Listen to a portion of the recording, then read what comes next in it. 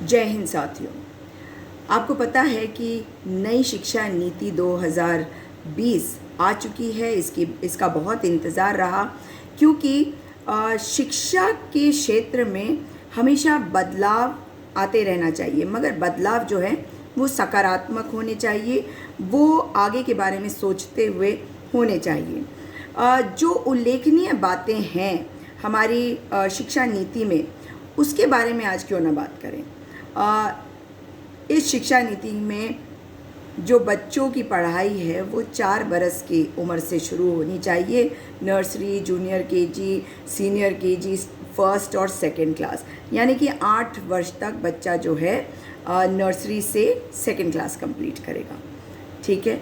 उसके बाद 3 साल प्रेपरेटरी, मतलब तीसरी, चौथी और 5वीं कक्षा समाप्त करते करते वो 11 वर्ष का हो जाएगा। उसके बाद वो आएगा 6ठी, 7वीं, 8वीं करेगा 12, 13 और 14 साल की उम्र में। ये भी बात ठीक है, इसमें भी कोई दिक्कत नहीं है। आप कहेंगे तो दिक्कत कहाँ पे आती है? दिक्कत कहीं नहीं आ रही है। इसके बाद का सुनिए। 9th, 10th, 9वीं, 10वीं, 11वीं, 12वीं, 15, 16, 17, 18 वर्ष तक उसकी 12वीं कक्षा की पढ़ाई होगी, यदि वो कंसिस्टेंटली पढ़ सके तो। ठीक है, इसमें भी कोई दिक्कत की बात नहीं है। लेकिन जो बोर्ड का एग्ज़ाम है वो केवल 12वीं कक्षा में ही होगी। कॉलेज की डिग्री जो है वो 4 साल की होगी। 10वीं का बोर्ड नहीं होगा। एमफिल भी ख़त्म कर दिया गया है, पर एमफिल तो कितने लोग करते हैं। मैं अगर बात करूं 10वीं के बोर्ड की, तो क्या ये आवश्यक नहीं है कि 10वीं के बोर्ड को रखा जाता है, क्योंकि आप जानते हैं कि 8वीं, 9वीं में बच्चों के अंदर एक ऑर्गेनाइजेशनल कैपेबिलिटी बनने लगती है। 10वीं में वे बोर्ड का एग्ज़ाम देते हैं। अब सीधे 12वीं में बोर्ड का एग्ज़ाम देंगे, यानी कि अगर किसी ने 10वीं में पढ़ाई ठीक प्रकार से नहीं करी, उसने बोर्ड एग्ज़ाम ठीक से नहीं दिया, उसमें कुछ कमी रह गई, तो वो उससे सीख लेकर 12वीं में बेहतर पढ़ाई नहीं करेगा। या अगर उसने 10वीं अच्छी तरह की है तो वो 12वीं को और बेहतर करने के लिए उसका जो सिस्टम बना हुआ है वो भी नहीं रहेगा। तो मुझे ये वाला पॉइंट जो है ये बहुत अच्छा नहीं लगा एक शिक्षक होने के नाते। अब देखिए, 5वीं तक के जो छात्र हैं उन्हें उनकी मातृभाषा, स्थानीय भाषा और राष्ट्रभाषा में ही पढ़ाया जाएगा, और जो बाकी विषय हैं, चाहे वो अंग्रेज़ी ही क्यों ना हो, वे सब सब्जेक्ट यानी कि विषय के तौर पर पढ़ाया जाएगा। इसका क्या मतलब हुआ कि आप अंग्रेज़ी माध्यम से नहीं पढ़ेंगे। हम कहते हैं ना इंग्लिश मीडियम, क्योंकि हम अगर एक ग्लोबलाइज सोसाइटी है, हम दुनिया में अपने लोगों को आगे बढ़ाना चाहते हैं। देश के विकास में हम चाहते हैं कि हमारे जो बच्चे हैं वे कहीं पे भी किसी के भी मुकाबले में कम ना रह जाए। तो क्या ये आवश्यक नहीं है कि उस भाषा का भी इस्तेमाल होना चाहिए जो आपको पूरी दुनिया में एक प्लेटफॉर्म दे? ये गवर्नमेंट स्कूल, CBSE स्कूल्स वहाँ के लिए है। मैं ये भी जानना चाहती हूँ कि जो सरकारी मुलाजिम हैं, जो सरकारी अधिकारी हैं, अफसर हैं, मंत्री हैं, उनके बच्चे भी क्या हिंदी मीडियम या स्थानीय भाषा की मीडियम से पढ़ाई करेंगे, या वे इंग्लिश मीडियम स्कूल्स में पढ़ेंगे? सोचिएगा, आपके बच्चों के लिए स्थानीय भाषा, राष्ट्रभाषा, मातृभाषा की बात। और आप उनसे ये भी पूछेगा कि क्या अंग्रेज़ी माध्यम के जो स्कूल हैं उन्हें बंद कर दिया जाएगा? चलिए, अंग्रेज़ी भाषा की इतनी इम्पोर्टेंस नहीं है, केवल उनके लिए जो बच्चे सरकारी स्कूल में या CBSE बोर्ड में पढ़ेंगे, यानी कि सरकार की तरफ से किया जा रहा है। अब सरकार अपने बच्चों को किस तरह के स्कूल में पढ़ाएंगी, अब वो देखने की बात होगी। अब केवल 12वीं की बोर्ड में परीक्षा देना अनिवार्य होगा, मतलब होगा ही, क्योंकि जब 10वीं का बोर्ड है ही नहीं, तो 10वीं की बोर्ड परीक्षा है ही नहीं, तो मतलब आप और मैं उसमें तो कुछ कर ही नहीं सकते। अब देखिए 9वीं 10वीं 11वीं 12वीं 9 मतलब 4 साल तक सेमेस्टर में परीक्षा होगी। सेमेस्टर में मतलब जो स्कूली शिक्षा का वो 5 साल, फिर 3 साल, फिर 3 साल और फिर 4 साल का जो एक फॉर्मूला बनाया गया है उसके तहत पढ़ाई होगी। और जो 9वीं से 12वीं क्लास है उसमें बच्चों को सेमेस्टर सिस्टम लागू होगा, उसके तहत उनकी पढ़ाई होगी। सेमेस्टर सिस्टम की अपनी दिक्कतें हैं, छुट्टियां आती हैं बीच में। अब सेमेस्टर कितने सेमेस्टर, क्या 2 सेमेस्टर आएंगे? अब इसमें छुट्टियों का किस तरह से आप करेंगे? बच्चों के साथ टेस्ट होना, हाफ ईयरली होना, फिर टेस्ट होना, यूनिट टेस्ट होना, फिर उसके बाद इम्तिहान होना, फिर फाइनल एग्ज़ाम होना, ये बच्चों को सब्जेक्ट में मजबूत करते हैं। मगर अगर सेमेस्टर सिस्टम लागू किया जाएगा तो क्या टीचरों के पास इस तरह से रेगुलर असेसमेंट करने का टाइम रहेगा? ये सोचने वाली बात होगी। अब देखिए कॉलेज की जो डिग्री है 3 और 4 साल की होगी, यानी कि ग्रेजुएशन के पहले साल पर आपको सर्टिफिकेट मिलेगा, दूसरे साल पर आपको डिप्लोमा मिलेगा और तीसरे साल में आपको डिग्री मिलेगी। एक तरह से देखा जाए तो ठीक भी है, मगर फिर बहुत सारे लोग ये कहेंगे कि अच्छा 1 साल की हमने पढ़ाई कर ली, हमें सर्टिफिकेट तो मिल ही गया, चलिए दूसरा साल नहीं करें। अभी क्या है, एक प्रेशर रहता है कि 1 साल है तो कम से कम हमें अगर डिग्री चाहिए तो हम इसे 3 साल कंप्लीट कर लें, पढ़ाई को छोड़े ना। और अभी क्या है, पहले साल में सर्टिफिकेट मिल जाएगा, अगर आपकी इच्छा है तो आगे पढ़ लीजिए, नहीं तो डिप्लोमा ले लीजिए दूसरा साल पढ़ के, और अगर तीसरे साल की पढ़ाई करी तो ही आपको डिग्री मिलेगी। यहाँ पे भी देखिए ये सिस्टम जो है, पहले 2 साल का ग्रेजुएशन होता था, फिर 3 साल का किया गया, ताकि जो बेरोज़गारी की समस्या उससे भी थोड़ा सा रिलीफ मिले कि बच्चे 2 साल पढ़ने के बजाय 3 साल पढ़ेंगे। अब इसमें पढ़ाई पूरी तरह से आपने नहीं करी, ना इधर रहेंगे ना उधर रहेंगे अगर आपने बीच में पढ़ाई छोड़ दी, क्योंकि आपको सर्टिफिकेट तो मिल ही रहा है। पहले कम से कम कुछ प्रेशर होता था तो आप ये होता था कि आप आगे की पढ़ाई करें ही करें।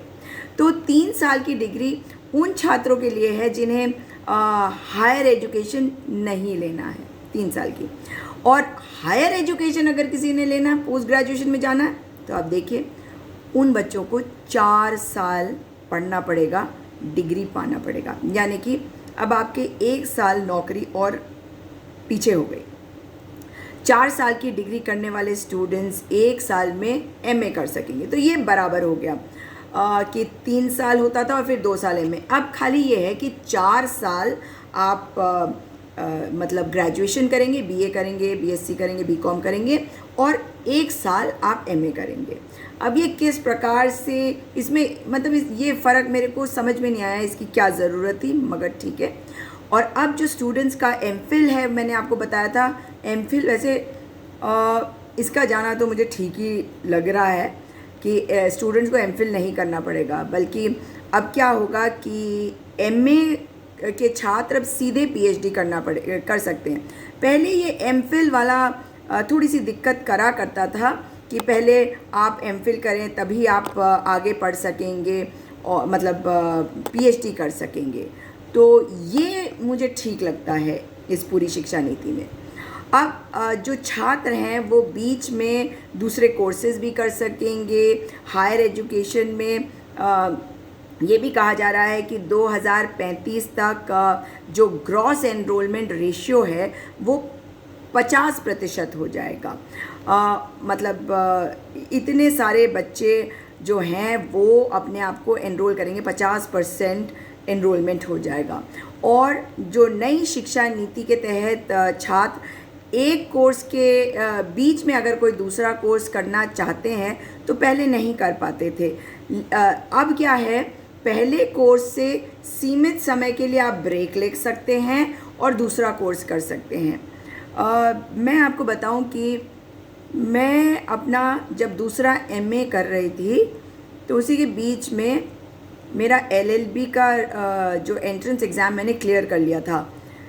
फिर मुझे ये लगा कि मैं ये नहीं कर पाऊँगी, तो मैंने LLB का एग्ज़ाम देकर छोड़ दिया उस साल, ताकि मेरी जो एडमिशन हो चुकी है वो रहे, और फिर मैंने अपना MA कंप्लीट किया। लेकिन अब वो दिक्कत नहीं है। तो अगेन ये कहूँगी कि ये वाला एक तरीके का फ़ायदा, लेकिन अधिकांश बच्चे जो पहला कोर्स कर रहे हैं ये बेटर है कि वो उस पर फोकस करके करें। खैर, ये एक ऑप्शन, एक अपॉर्चुनिटी है जिसका फ़ायदा बहुत सारे लोग, जैसे मैंने आपको बताया, जो मुझे नहीं मिला था वो उठा सकते हैं। हायर एजुकेशन में सुधारों की अगर हम बात करें तो मुझे बहुत सारे कुछ नहीं दिखाई दिया है। ये है कि जो सरकारी हैं संस्थान, जो निजी संस्थान हैं और जो डीम्ड संस्थान होते हैं, उन सब के लिए नियम कानून जो है वो बिल्कुल समान रहेंगे। तो ये नहीं है कि वो अलग अलग रहेंगे। ये एक अच्छी बात मुझे दिखाई देती है। मैं आपको एक और चीज़ के बारे में भी बात करना चाह रही हूँ, और जी ये बात है कोठारी कमीशन की। देखिए, जब हम कोठारी कमीशन के बारे में बात करने के पहले मैं आपसे ये भी बात करना चाहती हूँ कि जब बच्चे अगर इंग्लिश मीडियम से नहीं पढ़ रहे हैं, बहुत सारी दिक्कतें होती हैं, उसके बारे में मैं नहीं जा रही हूँ, लेकिन आप जानते हैं कि जब बच्चों को मातृभाषा में उनके मतलब उनके राज्य की भाषा में पढ़ाया जाता है, तो ये देखा गया कि जब वो 10वीं का बोर्ड एग्ज़ाम देते थे तो ऐसे बच्चे 70% के करीब तक ऐसे बच्चे जो हैं वो फेल हो जाया करते थे। अब मुझे ये बताइए कि अगर बच्चों को इंग्लिश में नहीं पढ़ाया जाता है और अचानक से आप एक्सपेक्ट करते हैं कि वो क्लास 12 में इंग्लिश में पढ़ें, अपना बोर्ड एग्ज़ाम दें, तो ये कैसे चलेगा? ये कुछ समझ में नहीं आया। क्या हम एक्सपेक्ट करते हैं कि वो बेहतर तरीके से क्लियर कर पाएंगे? मतलब ये तो समझ में नहीं आया। कहा जाता है ना, बच्चों की जो भाषा सीखने की एबिलिटी है वो बचपन में होती है। छोटे बच्चे, आपने नोटिस किया होगा कि घरों में भी वो अपनी दादी से एक भाषा में बात करेंगे, अपने माता पिता से एक भाषा में, काम करने वाले से एक भाषा में, और जब स्कूल जाएंगे तो वो एक और भाषा में। मतलब उनकी वो जो फैकल्टीज़ होती हैं उस एज में भाषा को पकड़ने की बहुत अच्छी होती है।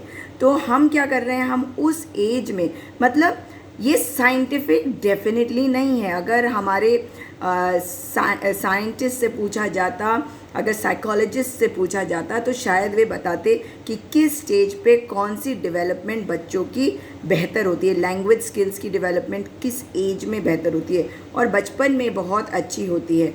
अब आप देखिए कि अगर हम ये कर रहे हैं कि हम क्षेत्रीय भाषा के ऊपर ज़ोर देंगे और हम अंग्रेज़ी के ऊपर ज़ोर नहीं देंगे, और फिर हम बाहर के जो इंस्टीट्यूट्स हैं, हम कह रहे हैं कि हम पता नहीं कितने सरकार बता रही है कि कितने सारे जो यूनिवर्सिटीज़ हैं, फॉरेन यूनिवर्सिटीज़, वे भारत में आएंगे।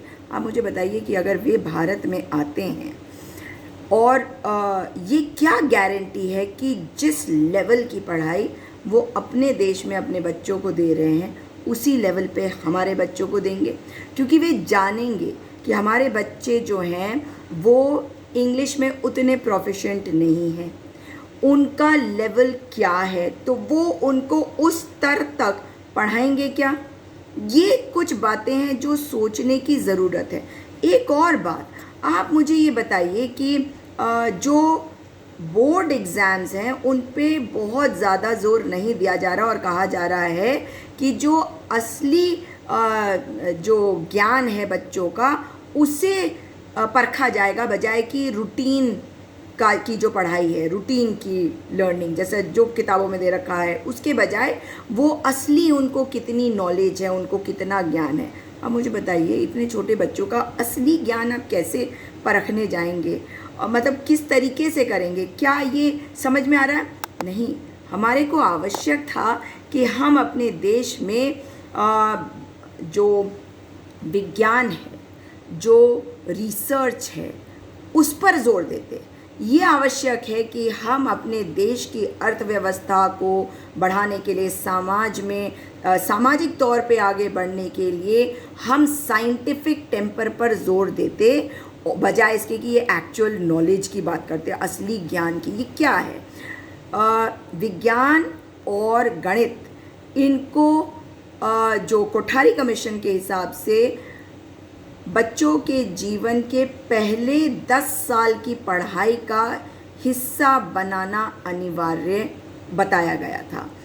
और इसमें ज़रूरत थी कि वो एनालाइज कर सके, मतलब मॉडल्स देखे, चार्ट देखे, स्पेसिमेंस देखे और उनसे उनको पढ़ के एनालाइज करके नतीजों पर पहुंच सके, समझ सके। लेबोरेटरीज़ की ज़रूरत थी, लाइब्रेरीज़ की ज़रूरत थी और SUPW, socially useful productive work, मतलब जो समाज के बेहतरी के लिए काम करे, ताकि लोगों के अंदर, बच्चों के अंदर ही समाज के लिए काम करने की भावना आ सके। अब आप मुझे बताइए कि रिपोर्ट कार्ड जो है वो बच्चों की स्किल और कैपेबिलिटी के बारे में बात करें, मतलब स्किल इंडिया की बात करते करते हम बच्चों की स्किल के बारे में बात करने लग गए हैं। जबकि कोठारी कमीशन का ये कहना था कि हर राज्य में एक एग्रीकल्चरल यूनिवर्सिटी अनिवार्य रूप से बनाई जानी चाहिए ताकि तकनीकी शिक्षा को बढ़ावा दिया जा सके। और क्योंकि हम कृषि प्रधान देश हैं इसलिए ये आवश्यक है। आप मुझे बताइए कि हमारे देश में जो नेशनल मिशन है बेसिक लिटरेसी और बेसिक न्यूमरेसी, मतलब लिखना और पढ़ना भर आ जाना, इस पर जोर देने की अब बात करी जा रही है। क्या हमारे इस शिक्षा नीति को बनाने वाले ये नहीं जानते कि भारत देश में ऑलरेडी प्रौढ़ शिक्षा भी चल रही है? हम इस चीज़ से काफ़ी आगे जा चुके हैं कि हम बेसिक लिटरेसी और बेसिक, मतलब मूल लिटरेसी, मूल नंबर्स आप जानते हैं या नहीं, आप लिखना जानते हैं या नहीं, केवल उतने तक जोर देने का मतलब क्या है? हम तो प्रौढ़ शिक्षा की बात कर रहे हैं। हम तो प्रौढ़ शिक्षा मिशन कितना आगे चल चुका है और कितनी बार हम देख चुके हैं ऐसे न्यूज़ आपने देखे होंगे जहां बहुत उम्र वाले लोग क्लासेस अटेंड कर रहे हैं। अब आप बताइए कि कोठारी कमीशन ने कहा था कि मास एजुकेशन होनी चाहिए ताकि ज़्यादा से ज़्यादा लोगों में जागरूकता हो, ताकि जो हमारे लोकतांत्रिक इंस्टीट्यूशंस हैं, संस्थान हैं, उनमें एग्रीकल्चर, उद्योग, जो इंडस्ट्री है, इन सब को बढ़ावा देने के लिए लोगों के अंदर जागरूकता आए, तो बचपन से ही बच्चे जो हैं इसके प्रति जागरूक हो जाए। ये इनका एम था। अब आप देखिए कि इन्होंने क्या किया। इन्होंने कहा है, अजीब चीज़ें कही हैं कि मतलब अब बायोलॉजी का बच्चा क्या एक सब्जेक्ट तो बायो लेगा और फिर दूसरी क्लास में जाके वो कॉमर्स की क्लास में बैठ जाए। ऐसा अगर होगा, आप मुझे बताइए, तो एक सिस्टम सा नहीं बन पाएगा।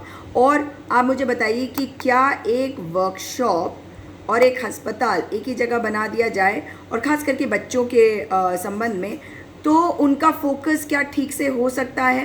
पहले 10+2+3 सिस्टम बनाया गया था क्योंकि 10 साल था कि बेसिक फाउंडेशन बच्चों की पढ़ाई का होगा।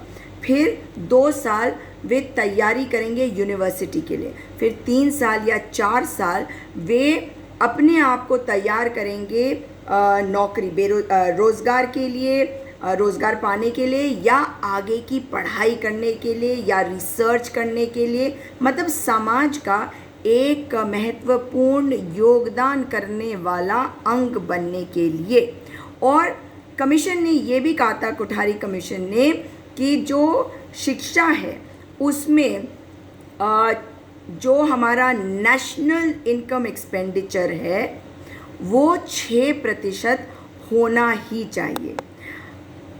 एक और पॉइंट पे मैं आपसे बात करना चाहती हूँ कि वोकेशनल ट्रेनिंग, वोकेशनल, एकेडमिक और करिकुलर और को करिकुलर। अब इन्होंने क्या किया है कि जो करिकुलर और को करिकुलर पहले एकेडमिक के साथ था, मतलब आप पढ़ाई कर रहे हैं उसके साथ आपने कोई आर्ट का सब्जेक्ट या म्यूज़िक लिया, उसके अलावा आपने किसी चीज़ में पार्टिसिपेट किया है तो वो एक्स्ट्रा करिकुलर हो गया, गेम्स हो गए, को करिकुलर, एक्स्ट्रा करिकुलर, ये सब इकट्ठा चलता था। अब कह दिया गया है कि इन सब चीज़ों को अलग कर दिया जाए और वोकेशनल ट्रेनिंग किसी हद तक, कुछ हद तक ज़रूरी है, मगर वोकेशनल ट्रेनिंग आप मुझे बताइए, उसको आप पढ़ाई से बिल्कुल अलग करके आप बच्चों को अगर पढ़ाने की कोशिश करेंगे तो क्या होगा। अब ज़रूरत ये है कि जो कोठारी कमीशन ने कहा था कि शिक्षा जो है हर एक तक पहुंचने के लिए इतना मतलब सस्ती करी जानी चाहिए, उसमें से हमारे समाज में से जो जाति के बारे में बातचीत होती है उनको ख़त्म करने के लिए, शिक्षा की क्वालिटी को बेहतर करने के लिए, ताकि और सरकार की जिम्मेदारी है कि बेहतर जो नौकरियां हैं, रोज़गार, वो उपलब्ध कराने के लिए, स्कूलों में बेहतर फैसिलिटीज़ उपलब्ध कराने के लिए, जो हमारे गांव के क्षेत्र हैं, पिछड़े इलाके हैं, वहाँ पे शिक्षा को बेहतर करने के लिए, तकनीकी शिक्षा में इन्वेस्ट करने के लिए, और जो लोग बहुत ही पिछड़े इलाकों में रहते हैं, जो हमारे ट्राइबल्स हैं, वहाँ तक पढ़ाई को पहुँचाने के लिए, और बजाय इसको करने के लिए अब हम क्या कर रहे हैं, हमने एक ऑनलाइन सिस्टम अभी बना रखा है कोविड के समय में, मगर ये एक मजबूरी का समय है, लेकिन हमें आगे भी शिक्षा को मजबूत करने के लिए प्रैक्टिकल शिक्षा नीति चाहिए। केवल ऐसी शिक्षा नीति नहीं चाहिए जो हमारे सोचने समझने की शक्ति को बढ़ाने के बजाय हमें चीज़ें बता दे और हमारे लिए चीज़ों को और आसान करके, कि हम अपने दिमाग को इस्तेमाल कब करते हैं, हम अपने दिमाग को तब इस्तेमाल करते हैं जब हमारे पास एक प्रॉब्लम होता है, हम उसका सल्यूशन ढूंढते हैं। अगर हमारे को प्रॉब्लम देकर उसका प्रॉब्लम सॉल्विंग एबिलिटी हमारी नहीं बढ़ाई जाएगी तो ये दुखद होगा, क्योंकि हमारे भारत के लोग, दिमाग बहुत है हम सबके पास, आप जानते हैं पूरी दुनिया में हमने पैठ बनाई है और सभी को मानते हैं कि आईटी इंडस्ट्री अमेरिका में देख लीजिए अगर आज है तो भारत के कितने कितने असंख्य लोग वहाँ काम कर रहे हैं। और इसलिए साइंटिफिक टेम्पर को बढ़ाने के लिए और सिस्टम को सही तरीके से करने के लिए ये सारी जो ड्रॉबैक्स है इनकी तरफ सरकार को देखने की आवश्यकता है। आप सब इस बारे में ज़रूर बोलते रहिएगा ताकि जो नई शिक्षा नीति आई है इसमें बहुत सारी कमियां हैं, इनको ठीक करने के लिए सरकार पर हम दबाव बना सके कि वे कदम उठाएं और इसमें जो कमियां हैं, कमियां रह गई हैं, उनको ठीक कर दें। दोबारा आपसे मुलाकात होगी। नमस्कार।